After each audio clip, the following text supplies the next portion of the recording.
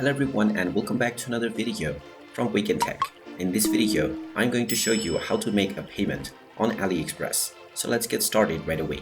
First of all, open up your web browser and then in the address bar type in aliexpress.com and press enter. You will now be taken into the official AliExpress website. If you haven't logged into your account already, hover over to the account icon at the top right corner and click on the sign in button to proceed forward with your credentials. Once you are logged in and taken into the homepage, you'll be able to see various different products that you can buy from AliExpress. You can add these products to your cart if you have multiple items that you wish to buy by clicking on the Add to Cart button.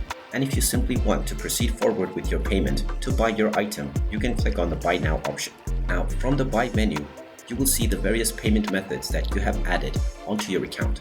If you don't already have one, you can click on the Add New Card option and you will be asked to enter your card credentials. Once you have entered your card information, you can click on the Place Order option, and after verifying your card information, your payment will be completed. You can also add your card as a payment method onto your account from the account icon at the top right corner by clicking on Settings.